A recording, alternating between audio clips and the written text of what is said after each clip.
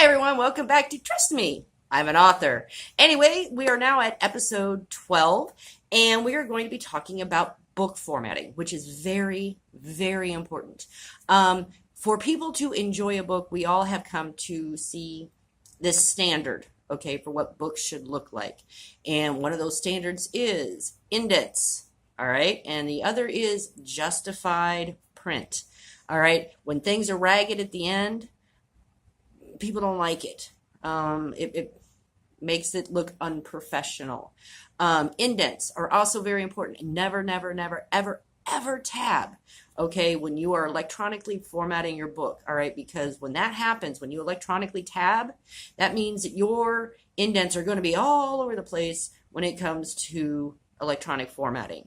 So when you do the indents, you are going to go up to your formatting, and then whichever program you have, you're going to go down to first line indent, and I recommend 0.25. All right, it's a nice little space over, and it works. Also, when doing electronic formats, I also recommend either spacing of 1.15 or 1.5. So it makes it easier on an electronic format for people to read when the words aren't quite so squished together. Now, when it comes to paperbacks, single line, okay, you always want single line, justified, indent over, no spaces in between the paragraphs unless you are starting a new section, okay? And we all kind of, as readers, we all kind of know what that means, I would hope. It's not enough of a change to go to a new chapter, but it is enough of a change that you want to make a break. So you can have that, single one or two space, between one section and another. But those are the two most important things, is the indenting and the justification when it comes to formatting. There's also other things. Hyperlinks are very, very important. Unless you have a program that automatically inserts your chapter for hyperlinks, you absolutely need to have hyperlinks going from your index page over to, that'll flip them over into the chapter. It's one of those things that marks the difference between a well-crafted book and one that looks sloppy, and you don't want your book to look sloppy.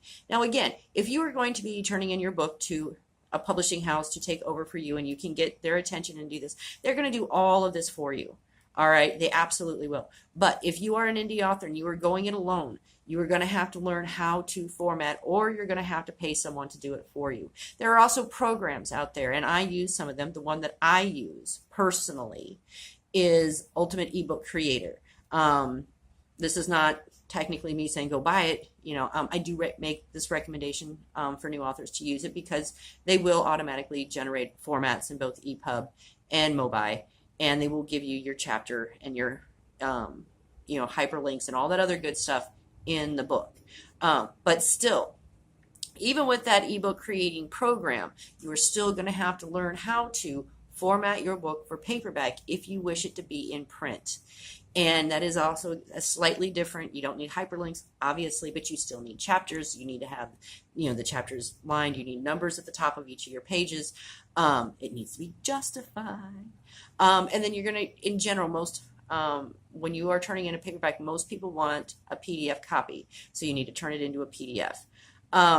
But there are going to be these little things that you're going to have to learn and do your research. Okay, go and look at other ebooks made by professionals.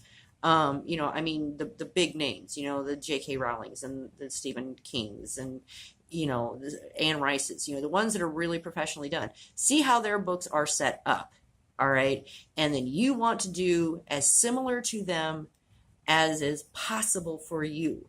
You need your copyright page. You need page breaks on your electronic ebooks, so that when people are finished with a chapter, when they hit the next, it'll just jump you right over, and there's this nice break in between the previous chapter and the coming up chapter. Okay, you want page breaks.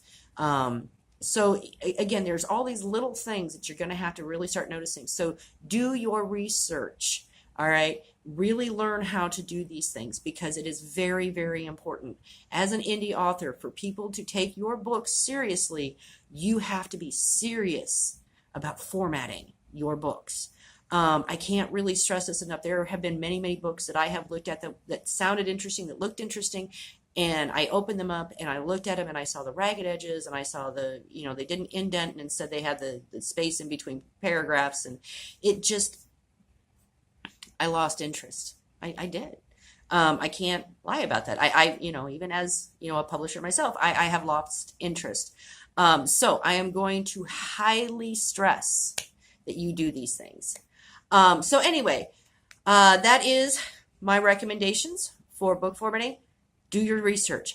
Absolutely do your research. So anyway, my name is Lisa Orban. I am the founder of Indies United Publishing House. We do accept manuscripts and we work with our authors. We are a hybrid co-op as opposed to a more traditional house. So you get to retain much of the freedoms that many authors enjoy as indie authors. So anyway, you can find us at www.indiesunited.net. And if after going through the website, if you have any questions whatsoever, please do not hesitate to contact me because I am always here to help. So anyway, that's the end of this episode. I hope you all have a great week. And next week we will be back with dealing with a bad review. So everyone take care and I'll see you next Sunday.